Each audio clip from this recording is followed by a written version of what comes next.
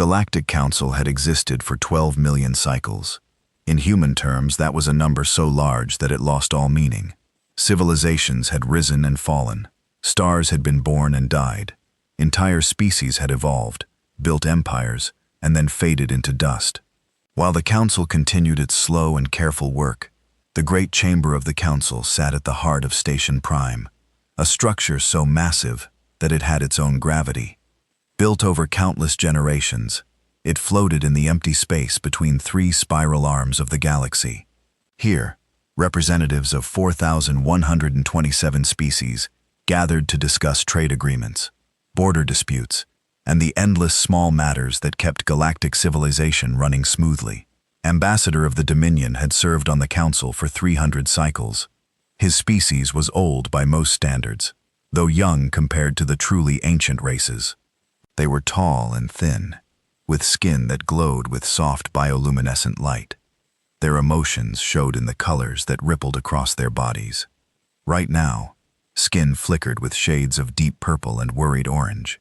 He stood in the waiting chamber outside the Grand Assembly, holding a data tablet that felt heavier than it should. The information it contained had kept him awake for 6 rotations. Every time he read through the files, he hoped he had made some mistake. Every time the data remained the same. "You look troubled, Ambassador." Turned to find High Archon approaching. The Grand Arbiter of the Council was ancient beyond measure.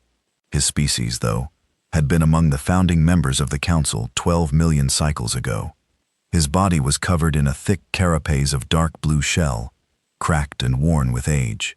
He moved slowly, his many legs clicking against the polished floor, but his 7 eyes remained sharp and clear. "Hi," Archon said, bowing his head in respect. "I did not expect to see you before the session. When an emergency assembly is called in the middle of the rest cycle, I make it my business to know why." His voice was deep and rough, like stones grinding together. "The last time this happened was 4,000 cycles ago, when they accidentally opened a portal to a dead dimension. What could possibly warrant such urgency now?" Skin flickered with more purple. "Perhaps it would be best if I explained to the full Council High Archon. I do not wish to repeat myself." Studied him for a long moment.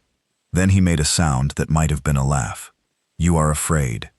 I can smell the chemical changes in your body. What has frightened you so badly, young one?" Human said quietly. His eyes blinked in sequence, a sign of confusion. "I do not know this word." "You will, High Archon. Very soon everyone will."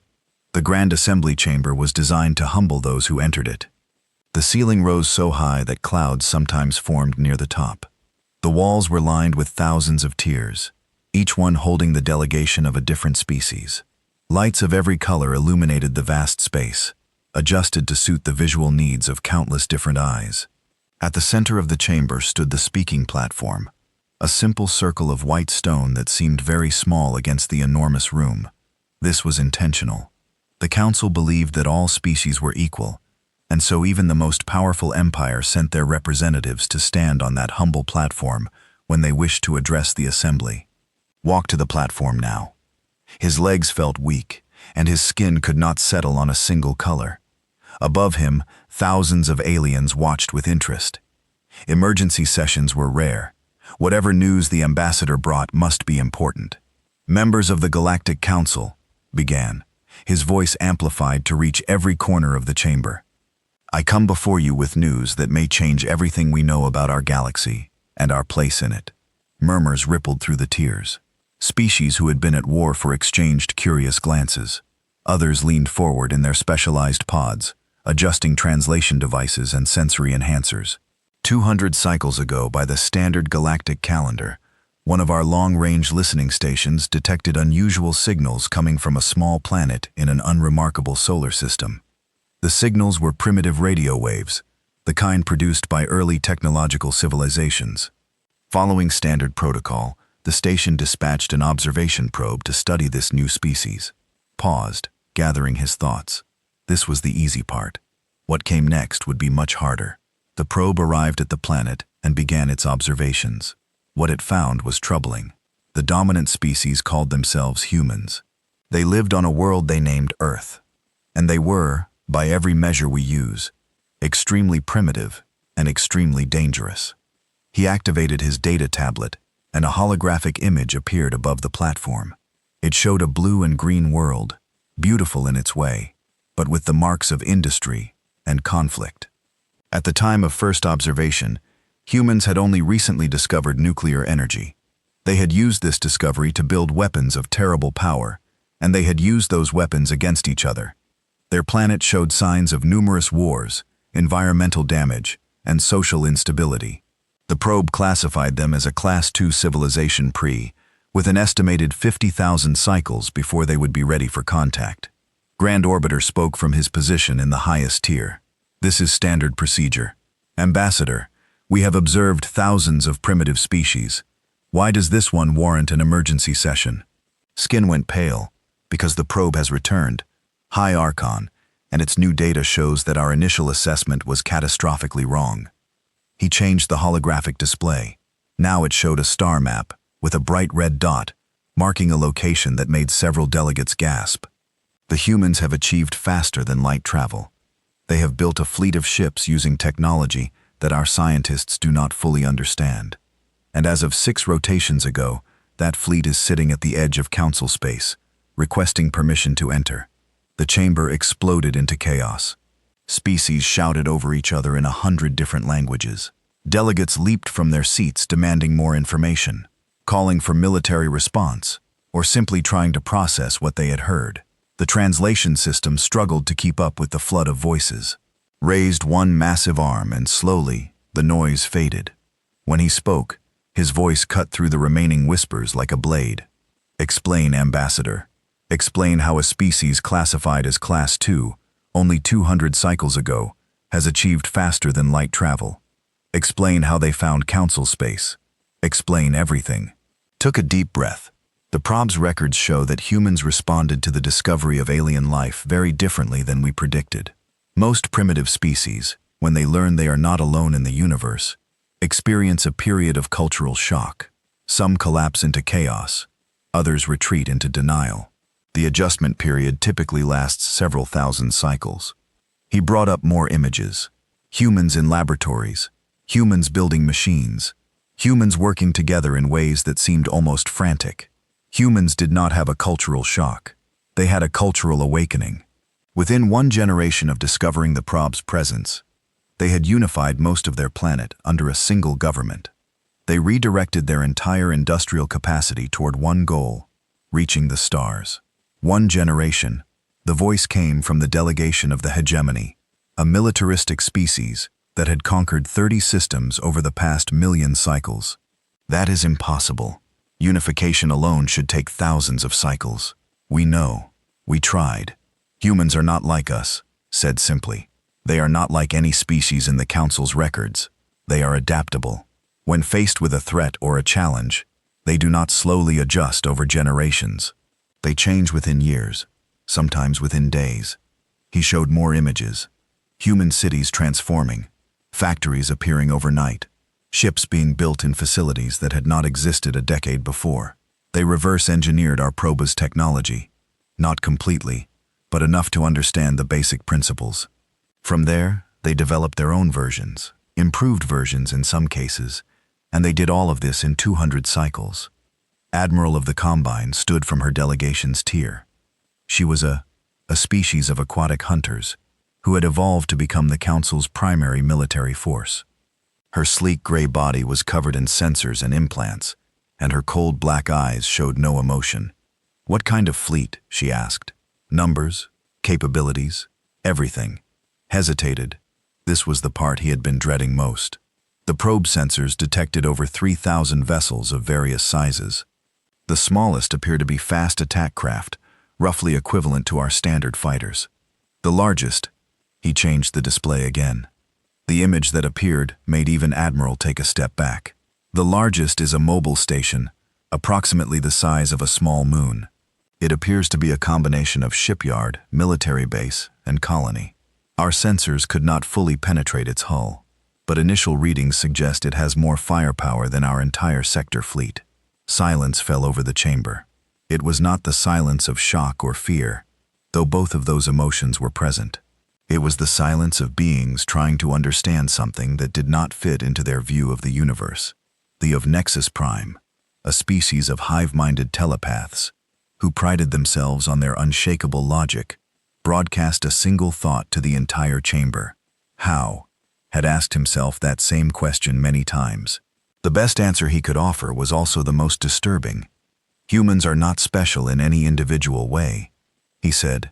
They are not stronger than the. They are not smarter than the. They do not live as long as the. They do not have natural weapons or armor or psychic abilities. He paused, letting his words sink in. What humans have is something that none of our models predicted. They have the ability to work together in ways that other species cannot match. They form connections across family groups, across tribal boundaries, across entire continents. And when they all work toward a single goal, they can achieve things that should be impossible. You speak of them as if they are monsters, someone called out. No, said. I speak of them as they are, a species forged by constant struggle. They're trying to kill them with ice ages, plagues, predators, and natural disasters. They survived. They fought among themselves for resources and territory. They survived that too. Every challenge they faced made them stronger, faster, more adaptable. He looked around the chamber at the assembled delegates. Many of them came from species that had evolved in gentle environments, where the living was easy and progress was slow. They had never faced extinction. They had never known true desperation. Humans have stared into the void of annihilation more times than any species in our records. And every single time, they found a way to pull back from the edge. When they learned that the universe was full of other beings with technology far beyond their own, they did not despair. They saw it as another challenge to overcome. Grand Arbiter shifted in his seat, his old joints creaking. What do they want? They have sent a message, said they are requesting permission to send a diplomatic shuttle to Station Prime. They wish to address the Council, and if we refuse. Skin flickered with something close to despair. Hi, Archon. They have a fleet of 3,000 warships sitting at our border. If we refuse, I do not believe they will simply leave. The debate that followed lasted for many hours. Different factions argued for different responses. The hegemony wanted to launch an immediate military strike. The Council caution and observation. The merchants and traders worried about disruption to commerce. The scientists begged for the chance to study human technology. Through it all, Admiral sat in silence, studying the images of the human fleet.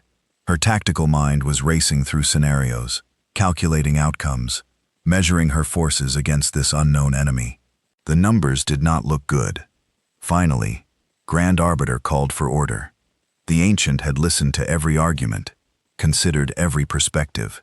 Now he would render his judgment. The Council has discussed this matter at length, he said. We have heard calls for war and calls for peace. We have heard fear and we have heard courage. Now I will tell you what we will do. He paused, and the chamber held its breath.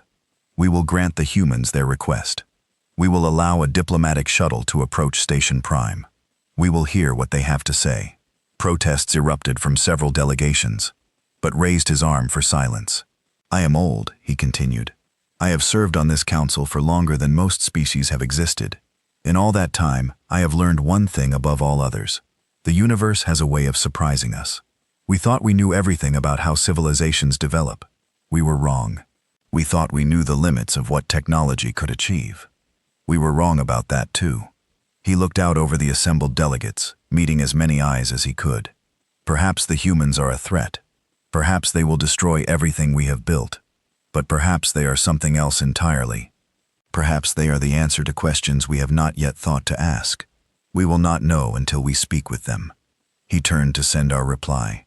Ambassador, tell the humans that the Council will receive their delegation. Tell them that we await their arrival with great interest. Bodhi, it will be done. High Archon. As the assembly began to break up, the ambassador remained on the speaking platform for a moment longer. His skin had settled into a muted blue, the color of resignation and worry. 200 cycles ago, his people had sent a probe to observe a primitive species on a small blue world. It had seemed like such a routine mission at the time. No one had imagined that it would lead to this moment with the fate of the entire galaxy hanging in the balance. Somewhere out there, at the edge of council space, the human fleet waited. 3,000 ships, carrying millions of beings who had crossed the void of space to find their place among the stars. They had fought their way up from the mud and the blood of their violent world. They had conquered their own worst impulses and united against the darkness of the unknown. And now they were here, did not know what the humans wanted. He did not know if they came in peace or if they came to conquer. But he knew one thing with absolute certainty: the galaxy would never be the same. He stepped down from the speaking platform and walked toward the communications center to send his message. Behind him, the great chamber of the council slowly emptied as thousands of aliens returned to their delegations to prepare for what was coming. In the highest tier, Grand Arbiter remained in his seat for a long time, staring at the holographic image of the human fleet that still floated above the speaking platform. His 7 eyes studied the ships with an intensity that few had ever seen from the ancient. He was afraid. For the first time in millions of cycles, he felt real fear. Not for himself, but for everything the council had built, everything they had worked so hard to achieve. But beneath the fear, buried deep where even he barely noticed it, there was something else. Curiosity. The humans were coming. And despite everything, despite the danger and the uncertainty and the risk, found himself wanting to meet them. He wanted to look into their eyes and understand what drove them.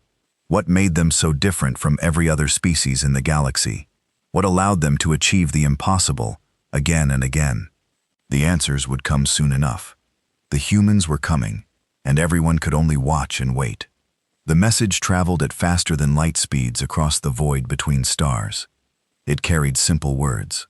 The council would receive the human delegation. A diplomatic shuttle was granted permission to approach Station Prime. On the bridge of the massive vessel called the Prometheus, Fleet Admiral Helena read the message 3 times before allowing herself a small smile. She was a woman in her 60s, with gray-streaked hair pulled back in a tight bun, and eyes that had seen more than most people could imagine.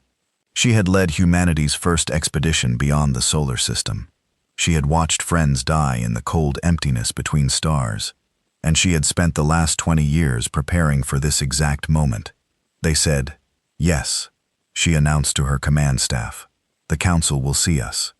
Captain James, her second in command, let out a breath he had been holding.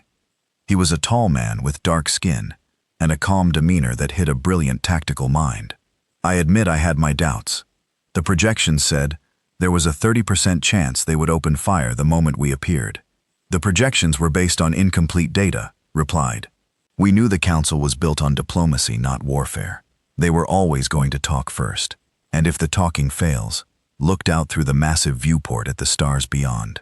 Somewhere out there, invisible at this distance, lay Station Prime and the collected might of galactic civilization. 4,000 species, 12 million years of history. Technology so advanced it seemed like magic. Then we'll do what humans have always done," she said. "We'll adapt." The human fleet had been waiting at the edge of council space for 6 rotations. 3,000 ships hung in perfect formation, their crews maintaining constant readiness, while diplomats and politicians argued about what to do next. It was a testament to human discipline that there had been no incidents, no accidents, no moments of panic that might have sparked an interstellar war. Admiral had trained them well. She turned from the viewport and addressed her staff. "Signal the fleet. Maintain formation, but reduce active scanning to minimum levels. We don't want them to think we're sizing them up for an attack." "We kind of are, though," muttered Lieutenant Commander Sarah Park, the fleet's chief intelligence officer. She was young for her position, barely 40, but she had a mind like a steel trap and no patience for pretending things were other than they were. "What they don't know won't hurt them," replied with a slight smile. "Or us." "Now, let's discuss the diplomatic approach." The meeting that followed lasted several hours. Team reviewed everything they knew about the council, which was surprisingly little. The probe they had captured 200 years ago had contained extensive data about galactic civilization, but much of it was outdated or incomplete. They knew the basics. Thousands of species, a complex political structure, technology far beyond human capabilities. What they didn't know was how the Council would react to them. The probe's programming suggested that new species were typically integrated slowly, over thousands of years. They were observed, tested, judged by standards that took centuries to meet. The idea that a species could go from primitive radio signals to faster-than-light travel in 200 years was not just unexpected, it was unprecedented. "They're going to be afraid of us," said Dr. Michael Torres, the fleet's chief. He was a quiet man with a gentle face, and a mind that understood alien psychology better than anyone alive. Not because of our ships or our weapons, but because we don't fit their models. We represent something they can't predict or control. "Fear can be useful," replied. "It can also be dangerous. Our job is to channel that fear into respect, and if we didn't answer, she didn't need to." Everyone in the room knew what was at stake. Humanity had bet everything on this moment. The resources of an entire planet, the work of 3 generations, the hopes and dreams of billions of people. All of it came down to what happened in the next few days. The diplomatic shuttle was called the Olive Branch, a name chosen for its symbolic meaning in human culture. It was small compared to the warships that surrounded it, barely 50 meters long, but it contained some of the most advanced technology humanity had ever created. Its hull could withstand impacts that would vaporize lesser vessels. Its engines could outrun anything in the fleet, and hidden within its frame were sensors and communication systems that would record everything about Station Prime and transmit it back to the Prometheus in real time. Admiral would lead the delegation herself. It was a risk putting the fleet commander in potential danger, but she had insisted. The Council needed to see that humans took this meeting seriously. They needed to see that the people who led humanity's military were not afraid to put themselves on the line. Besides, had not traveled all this way to miss the most important moment in human history. The shuttle launched from the Prometheus and began its long journey toward Station Prime. As it flew, watched through the viewport as the massive human fleet grew smaller behind her. 3,000 ships, millions of crew members, the largest military force humanity had ever assembled, and ahead of her, something even larger.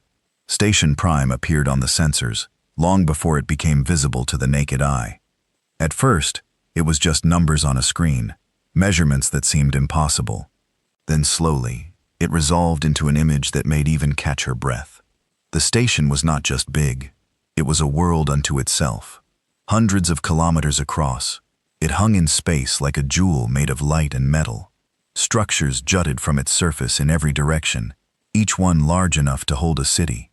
Ships of every size and shape moved around it like insects around a hive, coming and going from docking ports that numbered in the thousands. "My God," whispered Captain, who had insisted on accompanying her. "It's beautiful," nodded slowly. 12 million years. That's how long they've had to build this to perfect it. She paused, studying the impossible structure. "And we're going to walk in there and tell them we belong among them. Do we?"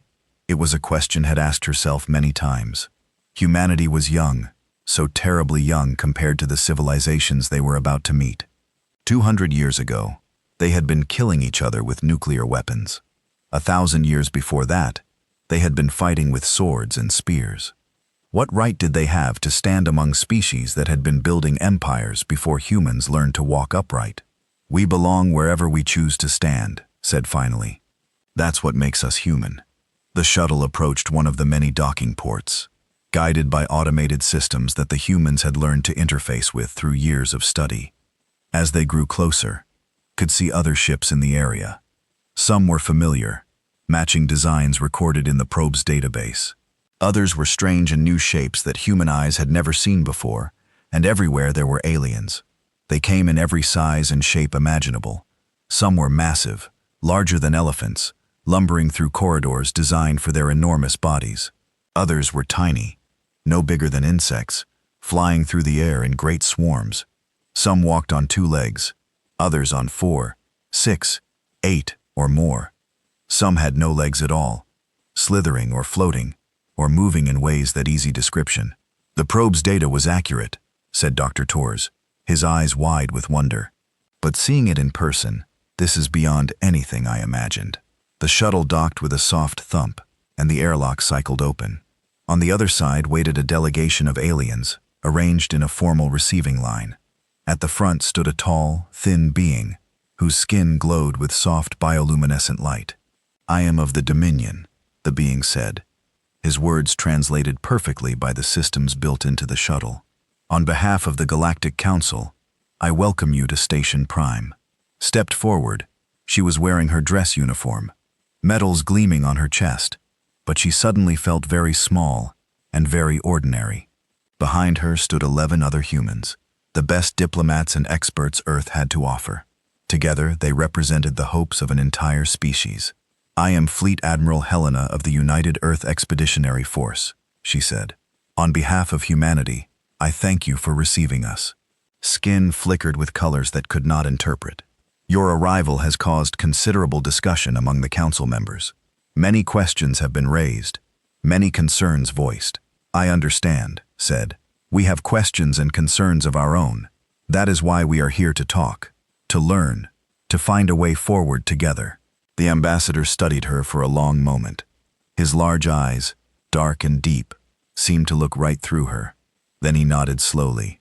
"Follow me. The council is waiting." They walked through corridors that seemed to stretch forever.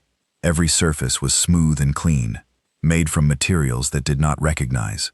The air was comfortable, a perfect temperature and humidity, despite the fact that it was being shared by dozens of different species with different biological needs. Everywhere they went, aliens stopped to stare. Some watched with open curiosity, others with barely hidden fear. Heard whispers in languages she could not understand, though her translation device caught fragments so small. "Look at their eyes. Are they really the ones?" She kept her face neutral, her pace steady.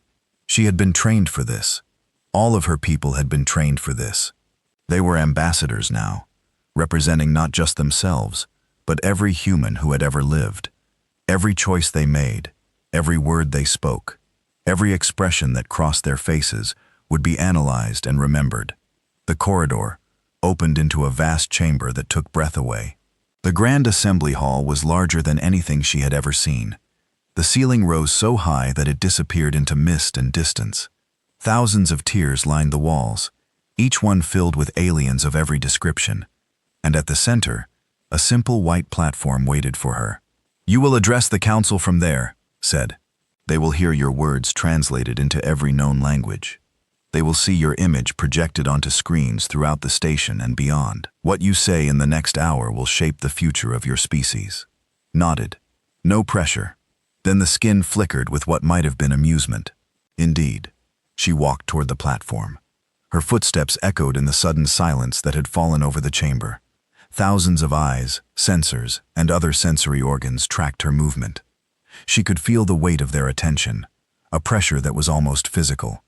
When she reached the platform, she turned to face the assembled council.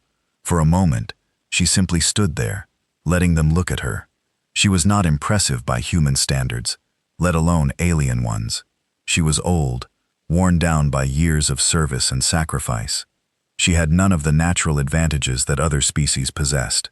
No claws, no armor, no psychic powers, no special abilities at all. But she was human, and that she had come to believe was enough. "Members of the Galactic Council," she began, her voice carrying to every corner of the vast chamber. "Thank you for allowing us this audience. We know that our arrival has been unexpected. We know that our presence raises questions and concerns. We are here to address those concerns honestly and openly." She paused, gathering her thoughts. The next words were crucial. They would set the tone for everything that followed. 200 of your cycles ago, you sent a probe to observe our world. You saw a species divided by war, poisoned by pollution, struggling to survive on a planet that seemed determined to destroy them. You classified us as primitive. You estimated that we would need 50,000 cycles to reach the stars. She smiled, and there was something fierce in that smile, something proud and defiant, and utterly human. "We did it in 200.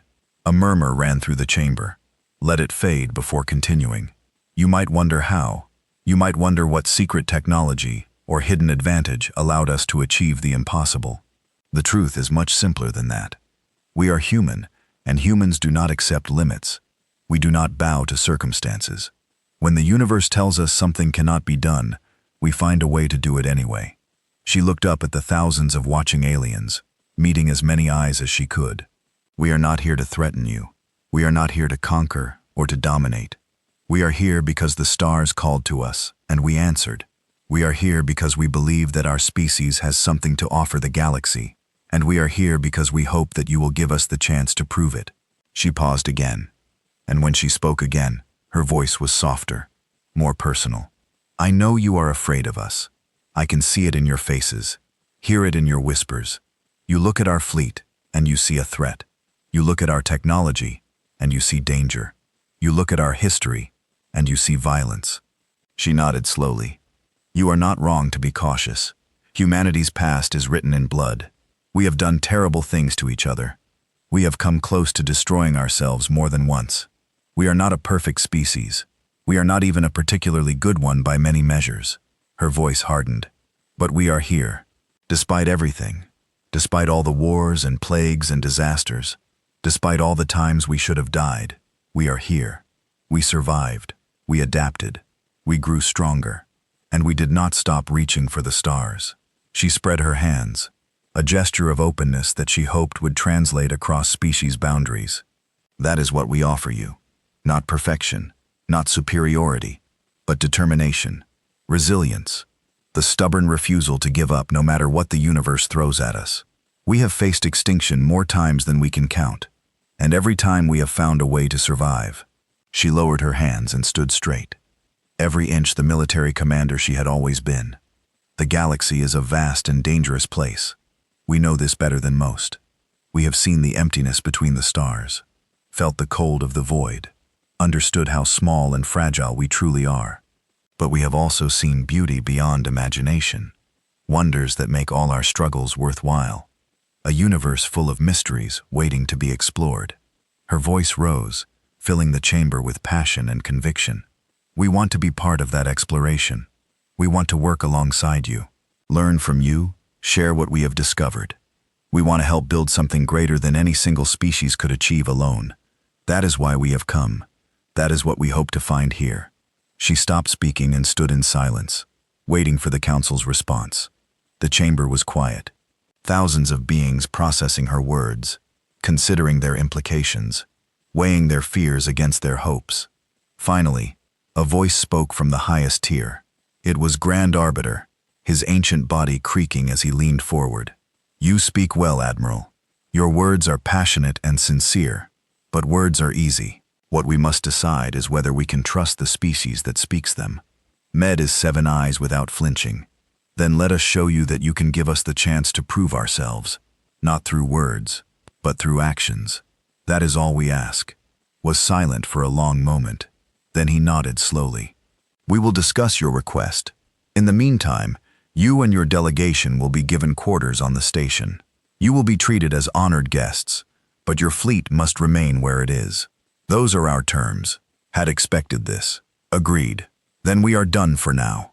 This session is adjourned. As the chamber began to empty, remained on the platform for a moment longer. She looked up at the impossible architecture, the thousands of species, the accumulated history of 12 million years. Humanity had taken its first step into a larger universe. Now the real work would begin.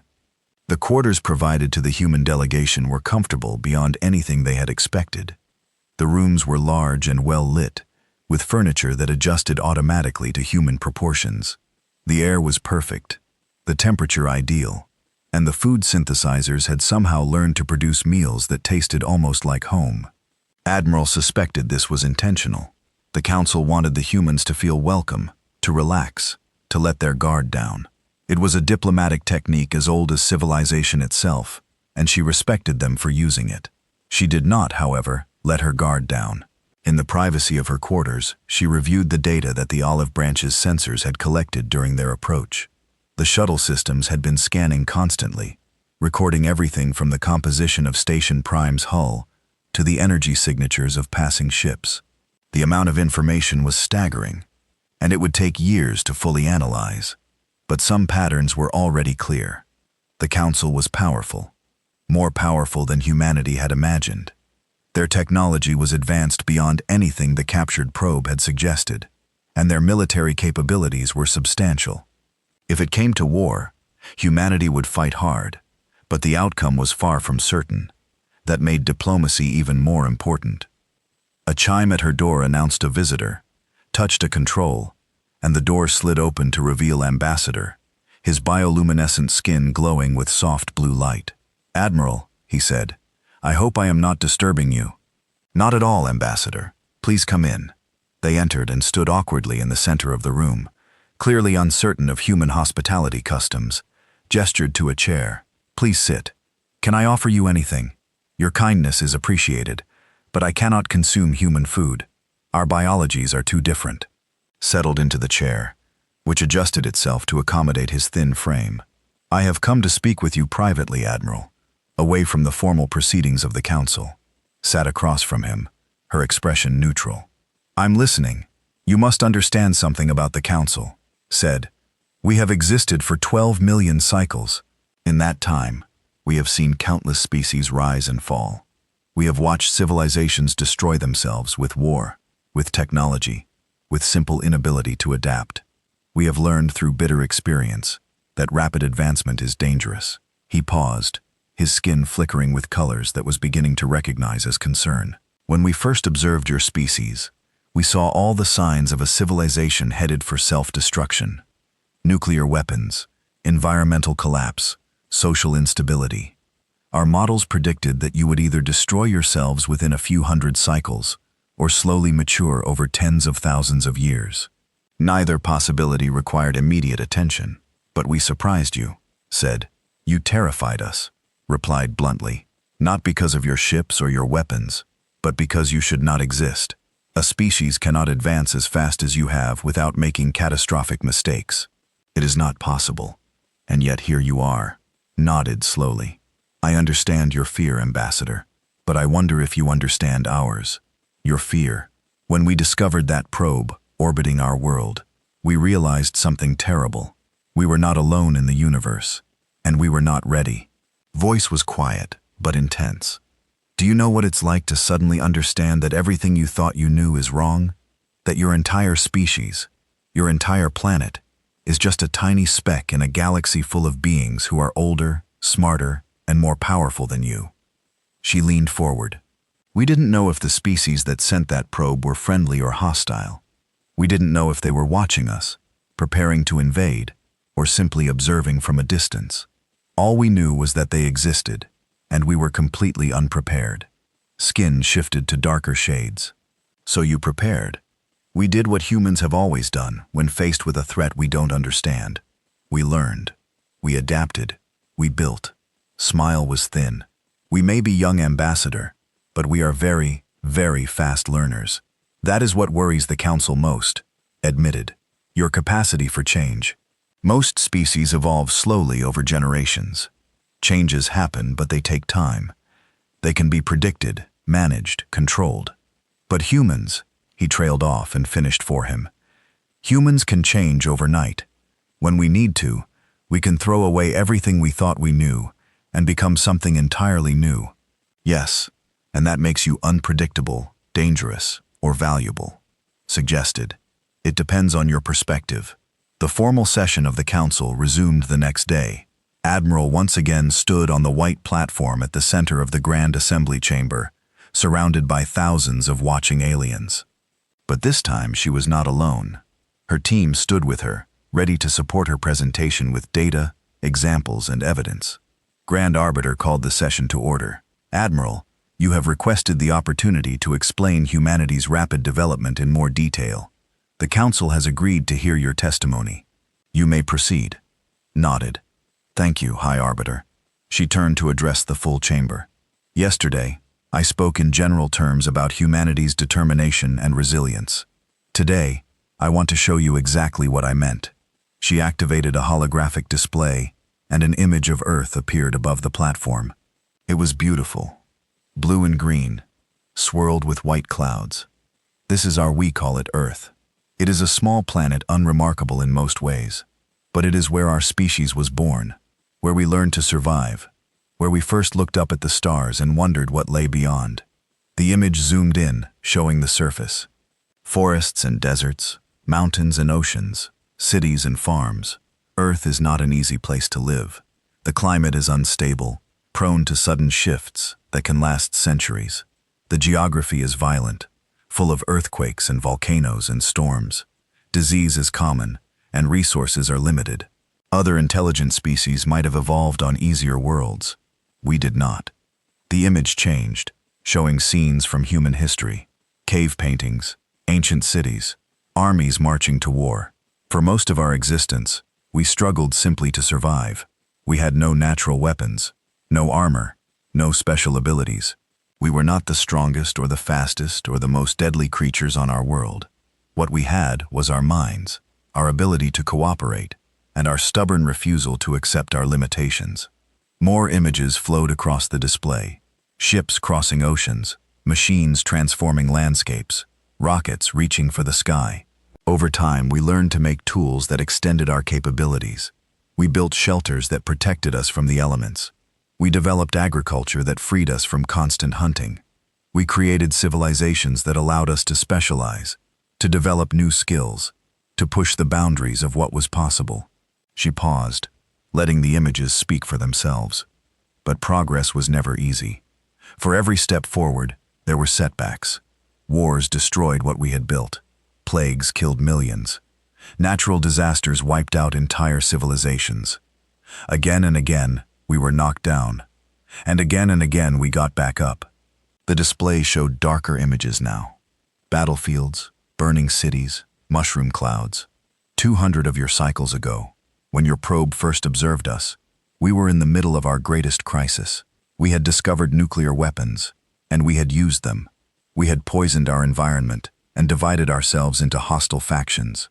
By every objective measure, we were a species on the brink of extinction. His voice grew harder, more intense. And then we found your probe. We learned that we were not alone, and everything changed. The images shifted again, showing the transformation of human civilization, divided nations coming together, resources being pulled. A global effort unlike anything in history. Faced with the knowledge that other species existed, humanity did something remarkable. We put aside our differences. Not completely, not perfectly, but enough. We created a global government that represented all of humanity. We redirected our resources toward a single goal, preparing for contact with alien civilizations. Dr. Tor stepped forward, taking over the presentation. From a scientific perspective, what followed was unprecedented in the history of intelligent species. The captured probe's technology was completely beyond our understanding. We had no framework for interpreting its systems, no foundation for understanding its principles. He brought up technical diagrams that made several alien scientists lean forward with interest. So, we did something that most species would consider foolish. We tried everything. We formed thousands of research teams, each pursuing different approaches. We encouraged wild speculation and unconventional thinking. We rewarded failure as much as success, because every failed experiment taught us something new. More diagrams appeared, showing the evolution of human technology over 2 centuries. The process was chaotic and inefficient by conventional standards, but it was also incredibly fast. Within 50 years, we understood the basic principles of the probe's drive system. Within 100 years, we had built our own version. Within 150 years, we had improved on the original design. He stepped back and resumed speaking. I tell you this not to boast, but to explain. Humanity's greatest strength is not any single ability or technology. It is our willingness to change, to experiment, to try things that should not work, and sometimes discover that they do. She looked around the chamber, meeting as many eyes as she could. We know that this makes us unpredictable. We know that our rapid advancement frightens you. But I ask you to consider, what if that unpredictability could be an asset rather than a threat? Grand Arbiter's voice rumbled through the chamber. Explain what you mean, Admiral. Nodded. The galaxy is not static. It changes, evolves, faces new challenges. A civilization that cannot adapt to those changes will eventually fail. The Council has survived for 12 million cycles, and that is an incredible achievement. But has it always been easy? She let the question hang in the air. Your records speak of wars and crises. The Swarm, which nearly destroyed the Council 300,000 cycles ago, The Great Division when half the member species threatened to withdraw. The Silence Plague, which wiped out entire worlds before a cure was found.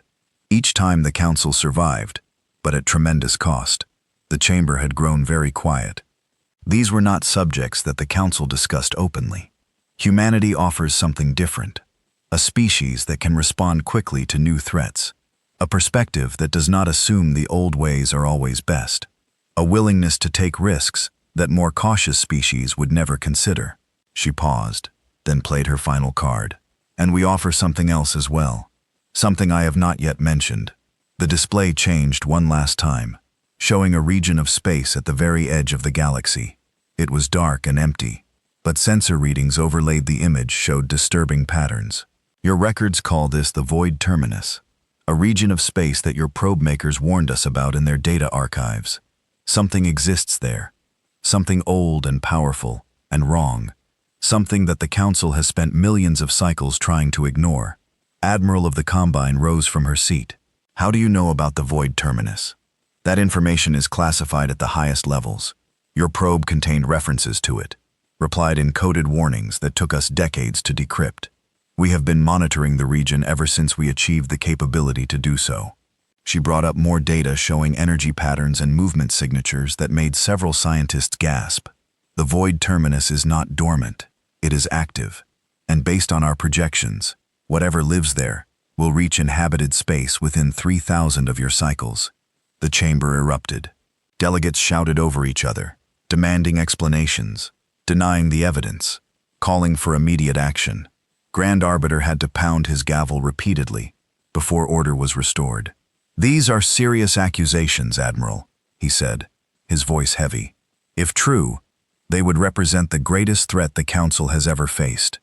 I know, said that is why I am telling you now, not to frighten you, but to prepare you. The galaxy is about to face something that 12 million cycles of caution will not defeat. You will need new approaches, new thinking, new allies. She spread her hands, a gesture of offering. Humanity is young. We are inexperienced. We have much to learn from the wisdom the Council has accumulated over millions of cycles.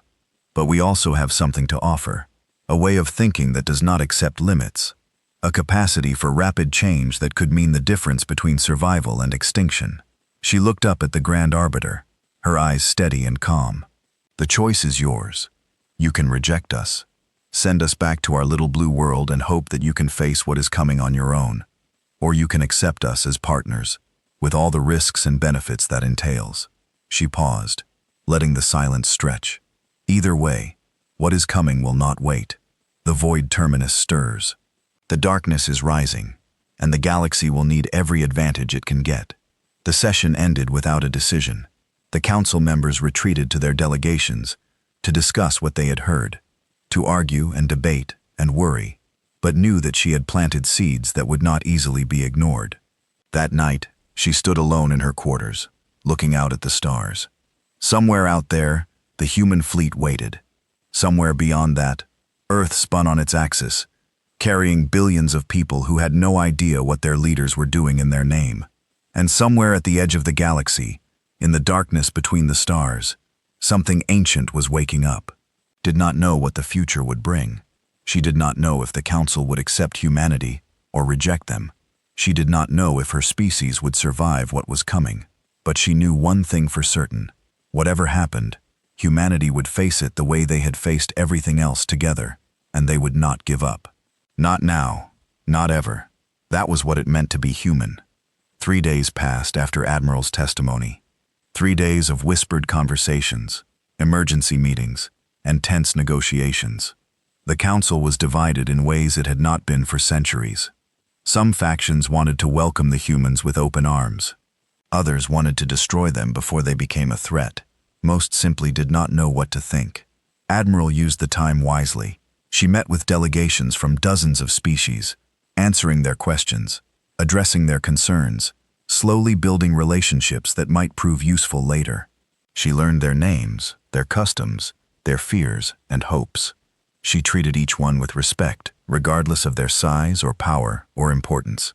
It was exhausting work, but necessary.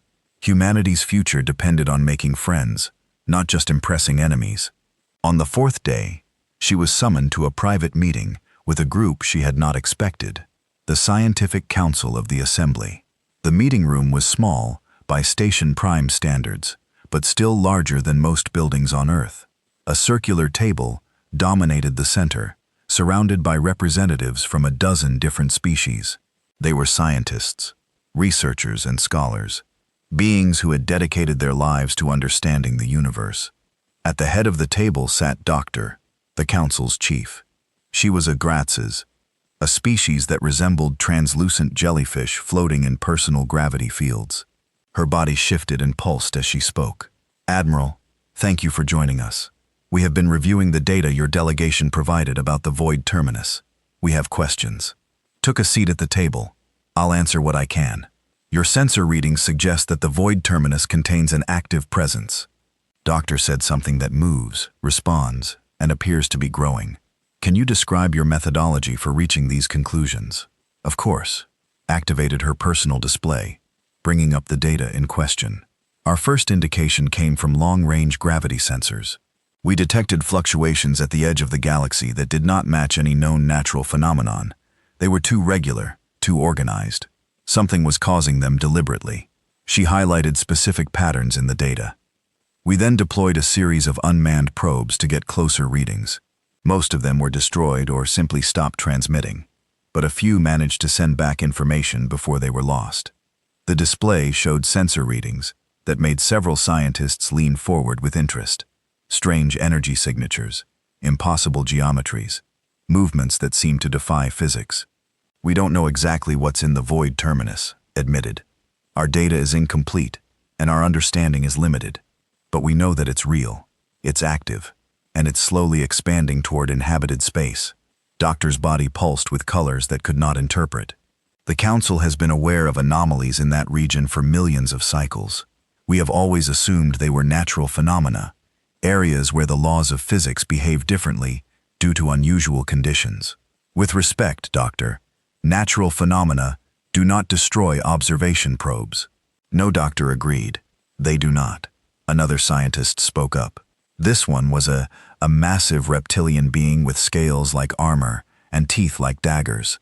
His species was known for their military prowess, not their academic achievements. But this one wore the symbols of a senior researcher. "Admiral, your testimony mentioned that the void terminus would reach inhabited space within 3,000 cycles. How did you calculate this timeline?" "By tracking its expansion rate over the past 200 years. Replied, "When we first began monitoring the region, the boundary of the anomalous zone was approximately 12,000 light-years from the nearest inhabited system. Now it is 10,800. She brought up a chart showing the progression. "The expansion is not linear. It's accelerating. If current trends continue, the first inhabited systems will be affected within 3,000 cycles, major population centers within 4,000. The room was silent. Even the most skeptical scientists could not easily dismiss such clear data. "You realize what you are suggesting," Doctor said finally. "If your projections are correct, the Council will face an existential threat within a broom that allows no room for error. Preparations would need to begin immediately." "Yes," said, "that is exactly what I am suggesting." The meeting continued for several more hours. The scientists asked detailed questions about human methodology, demanded access to raw data, and debated the implications of what they were hearing. Answered everything honestly, holding nothing back. She knew that trust was built through transparency, not secrecy. By the end of the session, she could see that she had made progress. The scientists were still skeptical, but they were also curious. They wanted to know more. They wanted to understand that was enough for now. The next day, Admiral was invited to address the full council once more. This time, she came with a proposal. "Members of the Galactic Council," she began, standing once again on the white platform at the center of the Grand Assembly Chamber. "I have presented evidence of a threat that the galaxy may soon face. I have explained humanity's rapid development and our desire to join the Council as partners. Now I wish to offer something more concrete." She paused, looking around the vast chamber. Words can only prove so much. Actions speak louder. "I propose a demonstration of human capabilities, not to threaten or intimidate, but to show you what we can offer. Grand Arbiter leaned forward. What kind of demonstration? There is an asteroid field in the system. Said our sensors have identified 12 planet-killing asteroids on trajectories that will eventually threat inhabited worlds. According to Council records, a 300-cycle project has been planned to gradually deflect these asteroids using gravitational tugs. Admiral spoke from her position in the military tier. The deflection project. It is scheduled to begin next cycle. What of it? With your permission, said humanity would like to resolve the asteroid problem today. Murmurs rippled through the chamber. Cold eyes narrowed. Explain. Nodded to one of her officers who activated a communication link.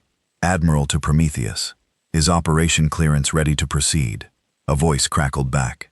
Yes, Admiral. Awaiting your command. Stand by. Turn back to the Council.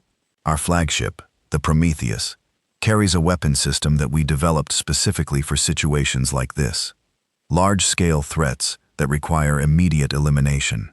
If you will direct your observation systems to the system, we will demonstrate its capabilities. There was a long pause. Grand Arbiter consulted with his advisors, then nodded slowly. Very well, Admiral. The Council will observe your demonstration. But understand this. If your actions threaten any inhabited world or any Council vessel, we will consider it an act of war.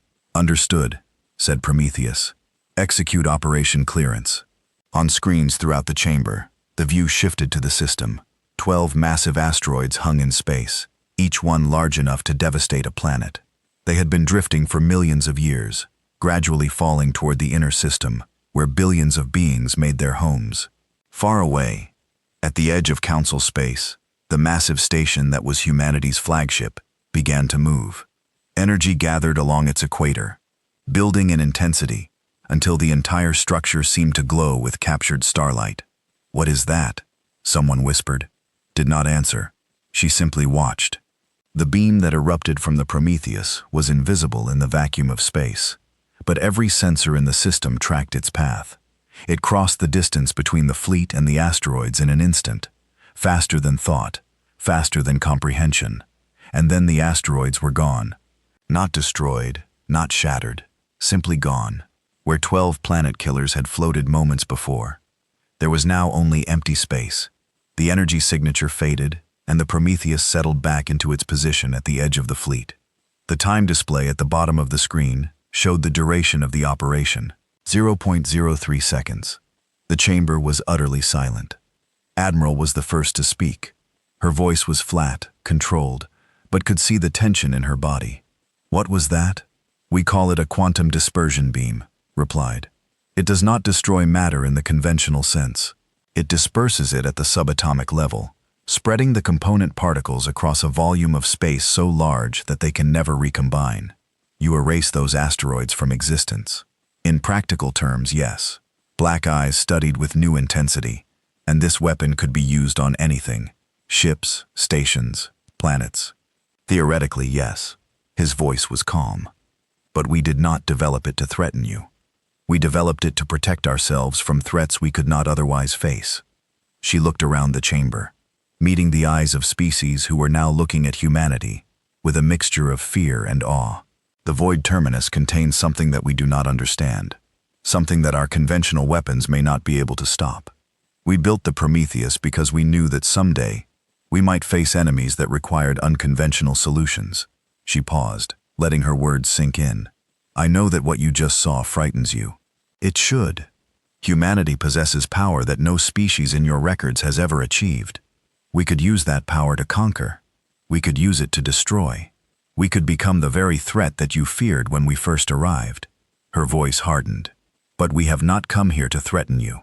We have not come to dominate or control. We have come because we believe that the galaxy needs us, not as conquerors, but as protectors. Grand Arbiter's ancient voice filled the chamber. You ask us to trust you, to believe that a species capable of erasing matter from existence will use that power wisely. I ask you to give us the chance to prove ourselves, replied, not through words but through actions. Let us work alongside you. Let us share our technology and learn from yours. Let us face whatever is coming together. She spread her hands, a gesture of openness. The galaxy has been at peace for a long time. Perhaps too long. You have forgotten what it means to face extinction. You have forgotten what it means to fight for survival. But humanity has never forgotten. We have stared into the void of annihilation more times than we can count. And every time we have found a way to survive. Her voice rose, filling the chamber with passion and conviction. That is what we offer you. Not just our weapons or our technology, but our spirit, our determination, our stubborn refusal to accept defeat. When the darkness comes, and it will come, you will need allies who know how to fight, who know how to adapt, who know how to win against impossible odds. She lowered her hands and stood straight. We are those allies if you will have us. The chamber remained silent for a long moment. Then slowly, Grand Arbiter rose from his seat. His ancient body creaked and groaned, but he stood tall. The council will deliberate on your proposal, he said. Return to your quarters, Admiral. You will have our answer soon. Broadhead. Thank you, High Arbiter. As she turned to leave, she caught Ambassador Sai. The skin was flickering with colors she had never seen before. She could not read his expression, but she thought she saw something like hope in his large, dark eyes. Maybe, just maybe, this would work. The deliberation lasted for 17 hours. Spent most of that time in her quarters, reviewing reports from the fleet, and trying not to think about everything that could go wrong. Her officers came and went, bringing news and speculation, but she barely heard them. Everything depended on what happened in that chamber. 300 years of preparation. 3 generations of sacrifice. Billions of people waiting on a small blue world, hopping and dreaming, and praying for a future among the stars. It all came down to this. Finally, just as the station's artificial lights were dimming to simulate evening, a message arrived. Admiral was summoned to the council chamber. She dressed in her finest uniform, made sure every medal was straight, and walked through the corridors of Station Prime one more time. Aliens parted before her, watching with eyes and sensors and organs she could not name. Some looked at her with fear, others with curiosity, a few perhaps with something like respect. The chamber was nearly full when she arrived. Thousands of species had gathered to hear the council's decision. She walked to the white platform and waited. Grand Arbiter rose from his seat. His 7 eyes found her across the vast distance, and she met his gaze without flinching. Admir, he said, his voice carrying to every corner of the chamber. The Galactic Council has considered your request. We have debated for many hours. We have weighed the risks and the benefits. We have consulted our oldest records and our advisors. He paused, and the silence was absolute. In 12 million cycles, no species has ever been admitted to the Council as you have requested. The process of integration has always been slow, careful, measured. We take no action without centuries of consideration. We change nothing without of preparation. Felt her heart sink. They were going to refuse, but continued. These are not ordinary times. The evidence you have presented regarding the void terminus is troubling. The capabilities you have demonstrated are remarkable, and the spirit you have shown is unlike anything we have encountered in our long history. He straightened his ancient body, and something like pride entered his voice. The Galactic Council votes to accept humanity as a provisional member, not as applicants to be observed and tested over, but as partners in the defense of the galaxy.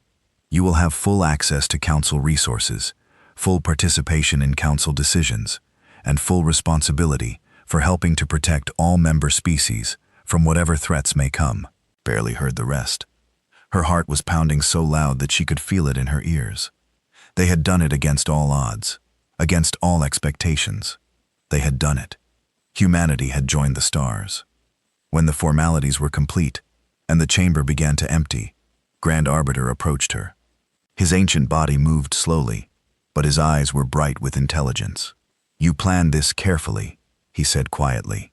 Every word, every gesture, every demonstration, all calculated to achieve this outcome. Nodded. We had 200 years to prepare. High Arbiter, we left nothing to chance. And if we had refused, she met his gaze steadily. Then we would have found another way. We always do. Was silent for a long moment. Then he made a sound that might have been a laugh. You are a remarkable species, Admiral. I have lived for millions of cycles, and I have never met anything quite like you. Is that a compliment or a warning? Perhaps both. He studied her with those 7 ancient eyes. The council has accepted you, but trust must still be earned. There will be those who fear you, those who resent you, those who wish you had never come. I know, said. We'll win them over eventually. Perhaps, turned to leave, then paused. One more thing, Admiral. The void terminus. Is it truly as dangerous as you suggested? Expression grew serious. It's worse. High Arbiter. Much worse. Our projections were conservative. Then it seems we will need your capabilities sooner than expected. We'll be ready, said. When the darkness comes, humanity will stand beside you. Nodded slowly. I believe you will. For better or worse, Admiral, I believe you will. He walked away, his ancient joints creaking with every step, leaving alone on the platform where humanity had just changed the course of galactic history. She looked up at the vast chamber, at the empty tiers where thousands of species had gathered to witness this moment. In the distance, through the transparent dome that formed the ceiling, she could see stars. So many stars, so many worlds, so many wonders waiting to be discovered. And somewhere out there in the darkness between the galaxies, something ancient was stirring. The war for the future had not yet begun, but it was coming, and humanity would be ready. The news of the Council's decision spread across the galaxy at the speed of light. On thousands of worlds, billions of beings heard that a new species had joined the great community of civilizations. Not through the slow process of integration that had served for 12 million cycles, but through a single dramatic moment that changed everything on Earth. The reaction was one of celebration unlike anything in human history. People gathered in streets and parks, in homes and workplaces to cheer and cry and hug each other. The dream of generations had finally come true. Humanity was no longer alone. Admiral watched the celebration from her quarters on Station Prime, viewing the footage that arrived from Earth through faster-than-light communication relays. She saw the crowds in New York and Tokyo, in Cairo and Sydney, in every city and town across the planet. She saw children waving flags and old people weeping with joy. She saw a species united in a way it had never been before. You should be down there, Captain said, standing beside her. You're a hero now. The woman who brought humanity to the stars shook her head. The work isn't done. It's barely begun. The Council has accepted us. But acceptance isn't the same as trust. We have a long way to go before we truly belong here. Do you think we ever will belong? I mean, considered the question. I think humanity will always be different. We'll never be like the species that have been part of the Council for millions of years. But maybe that's okay. Maybe being different is exactly what the galaxy needs right now. Nodded slowly. The void terminus. Yes, the void terminus. She turned away from the screen showing Earth's celebrations. There would be time for joy later. Right now, there was work to do. In the days that followed, human diplomats and scientists fanned out across Station Prime, meeting with their counterparts from hundreds of species. They shared data and technology. They learned customs and protocols. They began the long, slow process of building relationships that would define the next century and beyond. Herself was in constant demand. Every delegation wanted to meet the human admiral who had stood before the Council and demanded a place among the stars. Some came with genuine curiosity, eager to learn about this remarkable new species. Others came with suspicion, looking for weaknesses they could exploit. A few came with open hostility, unable to accept that such a young civilization could have achieved so much. Treated them all the same way with respect, honesty, and quiet confidence. She answered their questions without boasting. She acknowledged human weaknesses without apologizing for them. She made clear that humanity intended to be a good partner, but would not be pushed around. It was exhausting work, but necessary. Every conversation, every meeting, every handshake and ritual greeting was a small step toward acceptance. And small steps repeated enough times could change the world, or in this case, the galaxy. One meeting stood out from the rest. 3 weeks after the Council's decision received a request from a delegation she had not expected. The Grand Arbiter species was one of the oldest in the galaxy. They had been founding members of the Council, builders of Station Prime, shapers of the laws that governed interstellar civilization.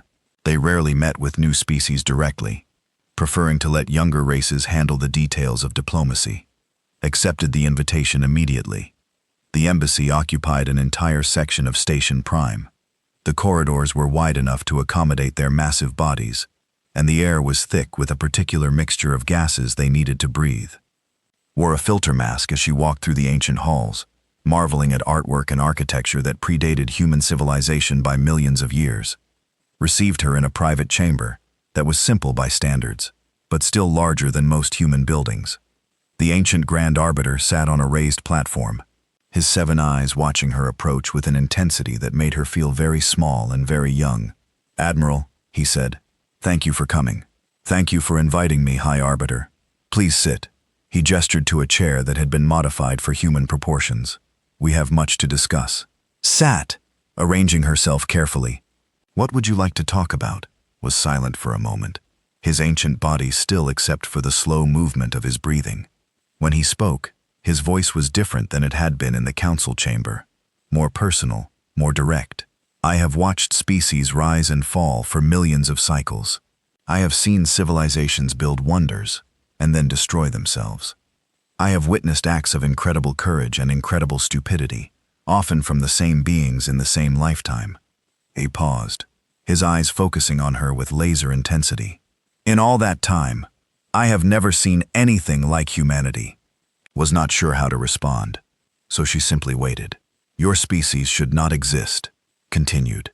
"By every model we have developed over millions of cycles, you should have destroyed yourselves long before reaching the stars. Your violent nature, your rapid advancement, your constant internal conflicts, all of these factors should have led to extinction. We came close, admitted more than once.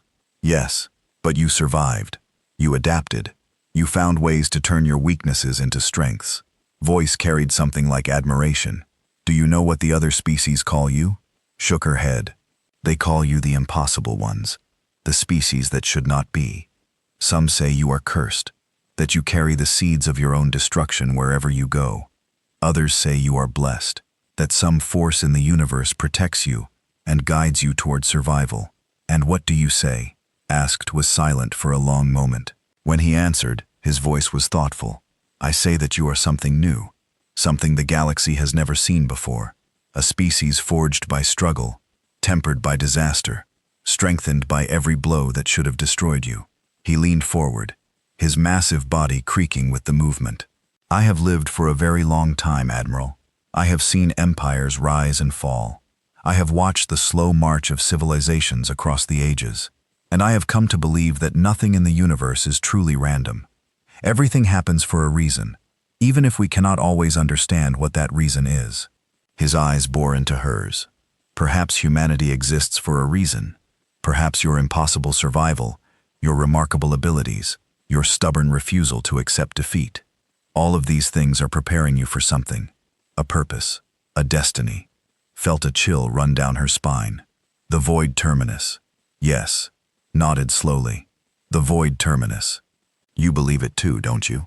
That something is coming." "I have believed it for millions of cycles," said quietly. "Long before your species existed, long before Earth formed from the dust of dying stars, I have known that something waits in the darkness between galaxies. Something old, something patient, something hungry."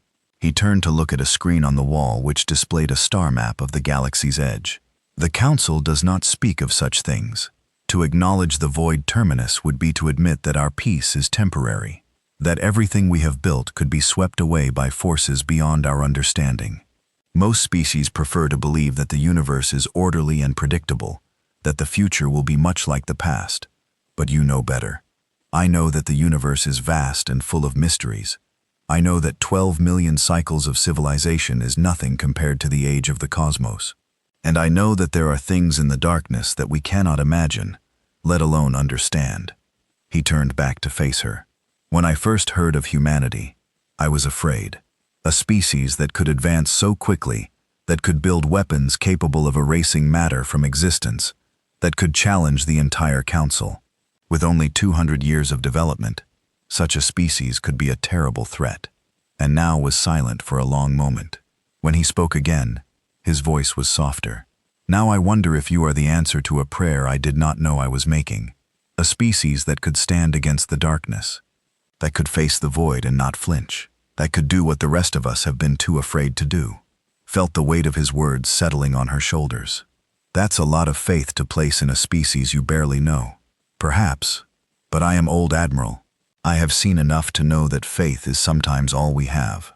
He reached out with one massive limb and touched her shoulder gently. Whatever is coming, whatever horrors the void terminus holds, I believe you will face them, and I believe you will find a way to survive. Why? Seven eyes gleamed with something like amusement. Because that is what you do, Admiral. That is what humanity has always done. You survive against all odds, against all expectations, against the very laws of probability. You survive. He his limb, and settled back on his platform. Go prepare your people, build your alliances, learn everything you can from the Council, and teach them everything you know. When the darkness comes, you will need every advantage you can get. Rosen bowed her head. Thank you, High Arbiter, for your trust, for your faith. We will try to be worthy of it. Do more than try, Admiral. Succeed. She turned to leave, but his voice stopped her at the door. One more thing. The other species will resist you. They will fear you. They will try to limit your growth to contain your influence, to keep you in your place. Do not let them. Look back. Isn't that what you would expect? Caution toward a new and powerful species. Yes, it is exactly what I would expect, and it is exactly wrong. Voice hardened. The galaxy has been at peace for too long. We have grown comfortable, complacent. We have forgotten what it means to fight for survival. You have not. He straightened his ancient body, and for a moment, could see the great leader he must have been millions of years ago. Do not let them tame you, Admiral. Do not let them make you soft.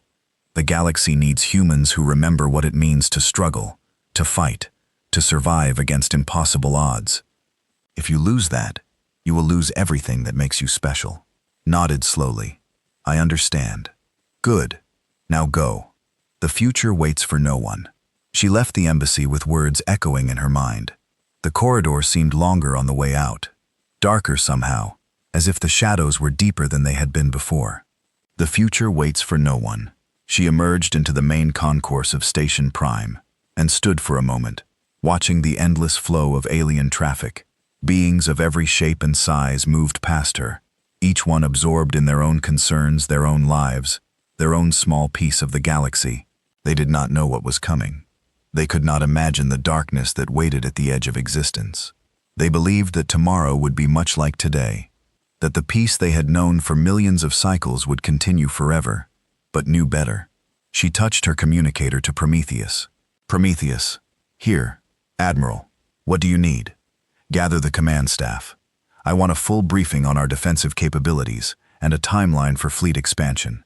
We need to move faster than we planned. Understood, Admiral. Is something wrong? Looked up at the stars visible through the station's dome. So many stars, so many worlds, so many lives that would be lost if they failed. No, she said. Something is finally right. We have work to do. She walked toward the docking port, where the olive branch waited to take her back to the fleet. Behind her, Station Prime continued its eternal routine. Thousands of species going about their business, unaware that the universe had just changed around them. In the depths of the void terminus, something stirred. It had been waiting for a very long time, longer than the Council had existed, longer than most of the stars in the galaxy had burned. It had watched civilizations rise and fall. It had fed on the remnants of dead empires. It had grown strong on the fear and despair of countless species. And now it sensed something new, a presence unlike any it had encountered before, a species that burned with fierce determination, a civilization that had looked into the darkness and had not flinched. For the first time in Ian, the thing in the void felt something it had never experienced before: hesitation. Not fear, not yet, but uncertainty. A question that had never needed to be asked. What if there was a species that could not be broken? A civilization that would not surrender? An enemy that would fight until the very end, no matter the cost? The thought was strange, uncomfortable, new. The thing in the void considered it carefully, and then slowly, it began to move. Not toward the galaxy. Not yet. But it shifted its attention, focused its ancient intelligence on this new species that dared to challenge the inevitability of its coming. It would watch them, study them, learn their weaknesses, and then, when the time was right, it would come. On Station Prime, Admiral felt a chill run down her spine. She paused in her walk, looking around as if searching for something she could not name. The feeling passed, and she continued on her way. But somewhere deep inside, in the part of her mind that remembered every battle and every loss, she knew that something had just changed. The game had begun, and humanity would be ready. In the observation lounge of the Prometheus, stood before a viewport that showed the entire galaxy spread out before her. Billions of stars, billions of worlds, billions of beings who had no idea what was coming. Her officers gathered behind her, waiting for her to speak. "I know you're tired," she said, her voice quiet, but carrying to every corner of the room. "I know you've been away from home for years. I know you want a rest, to celebrate, to enjoy what we've achieved." She turned to face them. "But the work isn't done. It's only beginning. The Council has accepted us, but that acceptance comes with responsibility. We are now the guardians of something larger than ourselves, larger than Earth, larger than anything humanity has ever known." She looked at each of them in turn, steady and reliable, Tours, brilliant and curious, Park, sharp and watchful. All the others who had followed her across the void. "Something is coming, something we can barely imagine. And when it arrives, the galaxy will look to us. Not because we are the oldest, or not because we have earned their trust through millions of years of service, but because we are the ones who are not afraid to fight." Her voice rose, filling the room with determination and fire. "That is what it means to be human. That is what we have always been. Fighters, survivors, the species that stares into the darkness and refuses to look away." She raised her hand in a fist. "So rest while you can. Celebrate what we have achieved. But remember, the future is coming, and when it arrives, we will meet it the way we have met every challenge in our history." Her officers straightened, their eyes bright with pride and purpose. Together, outside the viewport, the stars burned on, ancient and indifferent. But among those stars, on thousands of ships and worlds, humanity was preparing. The impossible ones, the species that should not be, the answer to prayer that no one knew they were making. They were here, and they were ready.